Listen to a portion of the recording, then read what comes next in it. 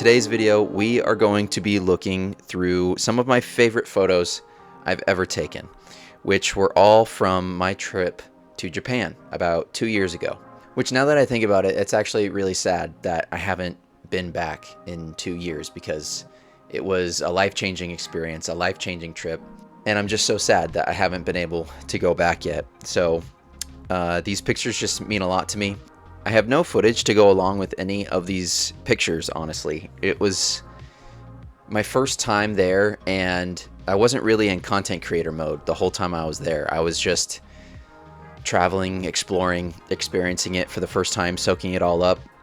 We also took this trip with two of our close friends, and so this was really just a trip that I wanted to fully experience and just be in the moment the entire time we were there. Granted, I did shoot about 5 rolls of film, I think, if I'm remembering correctly.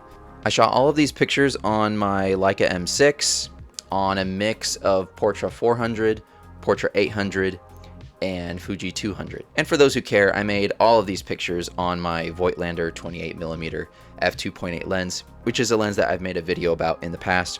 I'll link that down below. So I want to get straight into these pictures because that's what this video is really about. I will make a note that I visited Tokyo, Osaka, and Kyoto, but I say that because my memory isn't perfect and I'm bound to misremember where some of these photos were taken, but I have a pretty good idea as we go through. So these first 5 or 6 images were all taken in Osaka, I believe. We spent about 3 days there, and this first image is one that I come back to a lot. My friend and I were actually running to the Stussy store to check if they had a couple shirts that I was looking for. And of course, on the way, we saw this crew of like 5 or 6 Lamborghinis all parked along the side of the street. And so honestly, the way that they were parked and how busy that street was and how many tourists and pedestrians there were in this area, it made it really difficult to get the right angle that I wanted to get, but I still ended up with a shot that I think kind of tells a story here in this image. So this is one of my all-time favorites from the trip, so I wanted to open with that one. I didn't really expect this photo to turn out because I took it really quickly. I didn't want to disrupt this person's commute or wherever he was going, but just the way that he turned towards the light, I really liked. And what I like about this photo, as far as like how it fits into my larger portfolio of street photography photos and travel photos, is that yes, you can tell that it was taken in Japan, but honestly, you could slip this photo into some of my other street photography photos and just photos from like city streets, and I feel like it would blend in really perfectly. So that's why I'm especially proud of this photo, is because I still feel a trace of my style in this photo. This photo, I just love the expression on the face.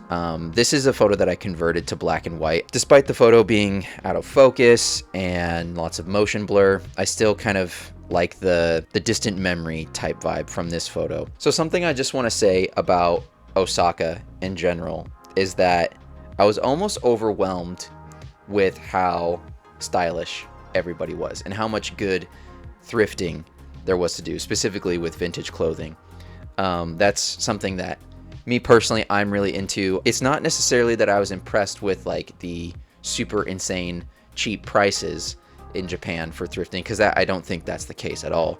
I just think that there's an insane quantity and quality of vintage clothes in Osaka specifically. And I really like the younger demographic of Osaka. The people were dressed a little less businessy and more in the street style, in the Japanese streetwear that I love to see. So this photo just serves as an ode to that memory of mine. Yeah, this photo I felt like was kind of like a, I don't know, it felt like a movie scene when I got the still back. Just the way he's like holding his chin.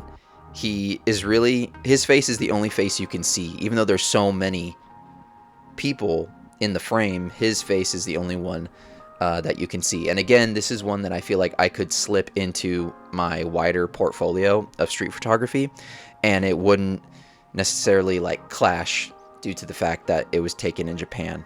So I really love this photo. I come back to it a lot. So this is a photo that I've posted on my social media, my Instagram, quite a few times, and I do get questions about this photo every now and then. This is in Tokyo, I believe, and I shot this on Portra 800. And I know that that sounds crazy because there's all that halation there in the frame coming from those fluorescent lights at the top. The couple, they seem just completely unaware of their surroundings.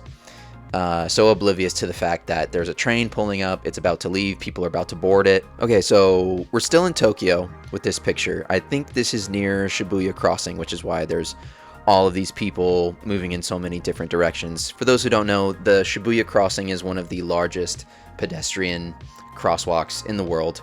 Busiest, at least, maybe is the right word. I think it's a 5-way intersection. But yeah, this was in the middle of the intersection, I believe. This picture just takes me somewhere. And that's what I love about photography. And so I love that I took this picture. I'm very proud that I took this picture. And yeah, like I could have done a better job exposing, getting critical focus, and all of those things. But like, again, this is an art. This is not a science. What is there to say about this picture? This is just one of those things. You stumble upon it. Like the combination of colors, so vibrant. I was just so shocked that this photo turned out, because I think this is actually Fuji 200. This is not a high-speed film at all. This is like very medium, low speed. I'm under a bridge. There's signs across the way. Those signs are the only thing illuminating this scene. It was very dark. And so I think I shot this at like f4 and like 1/60th. And I have shaky hands. I'm constantly over caffeinated. And so I was really, really worried this was going to be super blurry. It wasn't going to turn out. But it ended up being one of my favorite pictures I've ever taken, in Japan, no less. So I love this photo. I'll always love this photo. This photo is not by any means the strongest in the collection, but it has lots of technical issues. But the reason I wanted to put it in here, again, this is kind of to serve my own memory. I remember wanting to take a picture of this aspect of Japanese culture, is that people are very, very serious about crosswalks and like not jaywalking, which is something, as someone who lived in New York City for several years, this is something that like was so alien to me. I had never experienced this in any major city, where even when there's no cars at all, and there's tons of people, and we could easily just populate the street, and cars, even if there were cars, they couldn't do anything because of all the people. I wanted to take a picture that captured just people patiently waiting at the end of the street and waiting for the crosswalk sign to tell them to go. Like, yeah, like there's weird blocking here, and like, again, things aren't in critical focus and all of that. But I still feel like, for my own memory, this is a perfect photo that reminds me that, like, yeah, man, people take crosswalks so seriously. And that's what I love about this photo. These two pictures, I always want to have them side by side. If I ever like show them in any capacity, I want them to be side by side, because there's this, like, I think these are different intersections, different street corners, but like the way that these two people are looking, there's almost like a connection between the two of them. Like maybe they knew each other. Like when you put these two photos together, I think they really work. And like I've edited these a few different ways, a few different times, but this is kind of where I've ended up with the photos, and they're nothing crazy, but I think they're just like, they're fun to put together.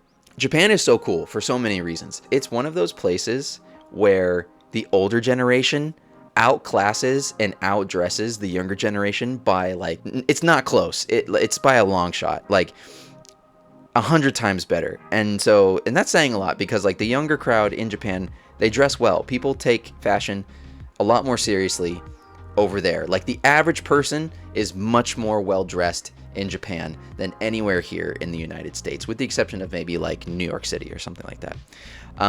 But yeah, I love this guy's style, and I hope I wish I could make a collection of images of people just like this. Like they've let time age them, and they don't hide it, but they've still found a way to style themselves and dress themselves in a way that shows that they care. I don't know. I wish I could take 10,000 pictures like this. This photo, again, is not a photo that necessarily screams Japan, but I've been complaining a lot about how I didn't nail critical focus in a lot of these pictures, but you know, when the subject isn't moving, I can hit critical focus. So this is me showing that, you know, I can use my camera correctly. An all-time favorite image, something that this depicts, is that there's a lot of pedestrian-only streets in Japan, like very narrow roads or alleys in a way, and it's really only big enough for people to walk through or for bicycles to ride on it. And so this depicts that, like, there's bicycles everywhere, pedestrians walking up and down. I think we were waiting to get into a restaurant here, but I just love that, you know, like, one, stylish people. I love taking pictures of stylish people, but also just like the color, they were perfectly sitting in the shade, but like you can still tell it's a bright day. I don't know. I love this image.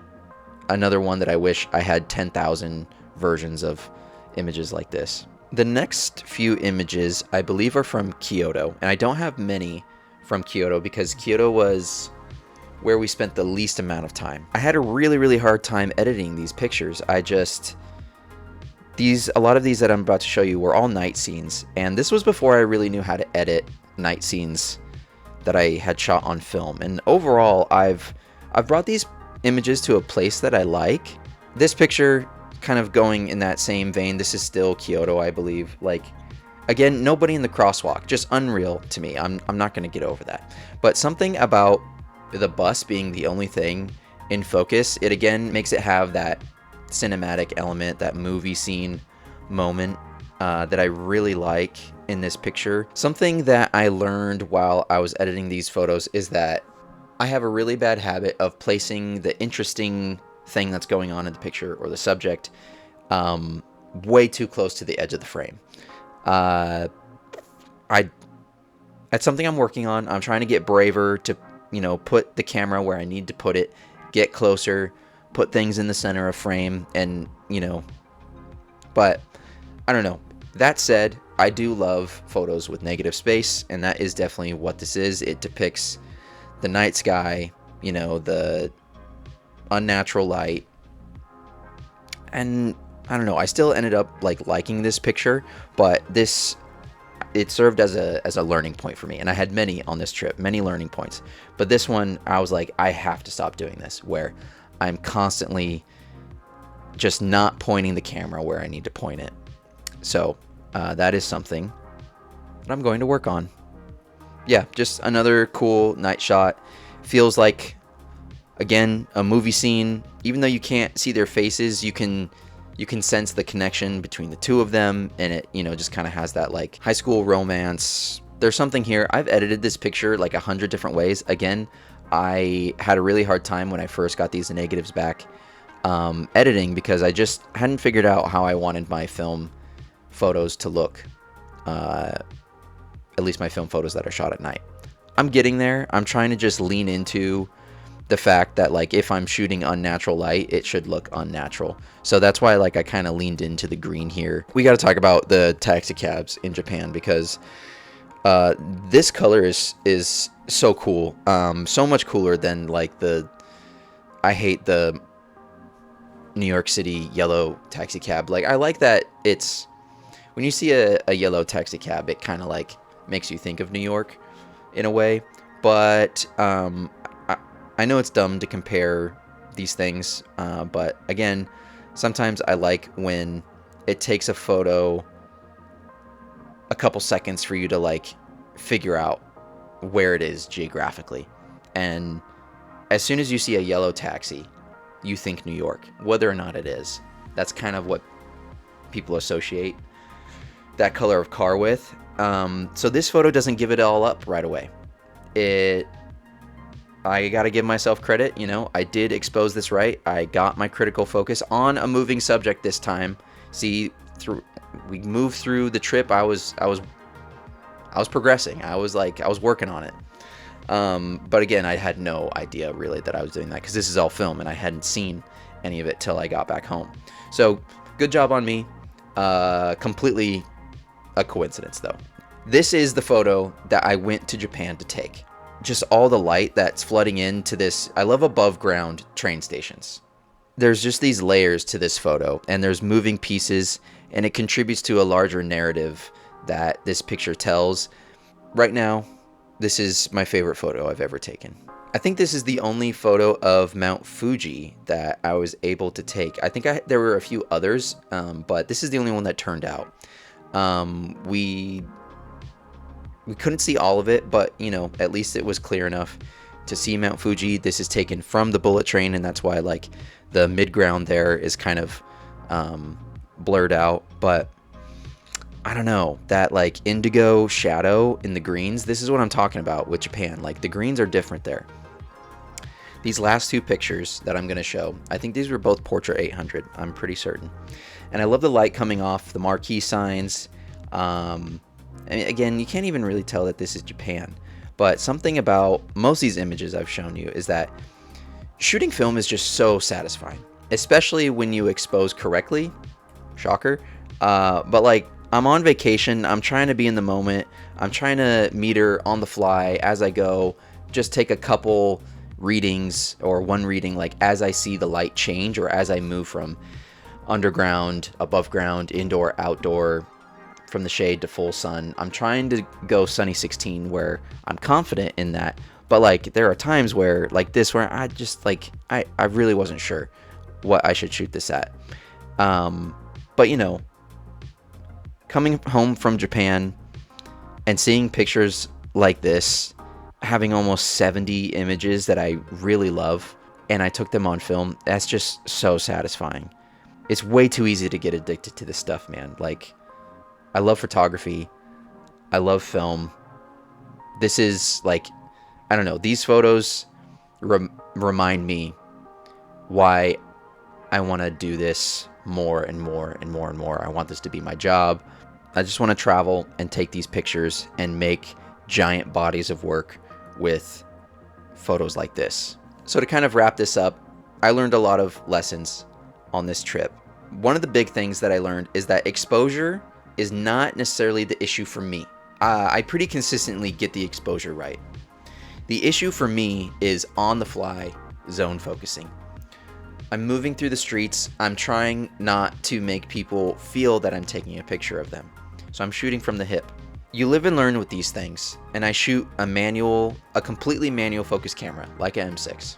There's no autofocus features.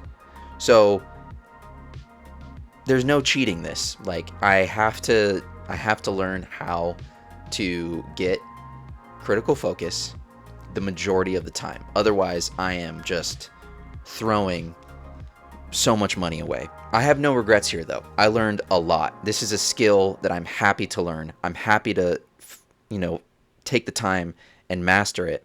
I will get there one day. Thankfully, I have plenty of images in the meantime from this trip that I love. I'm very, very happy with these. Over the moon with them.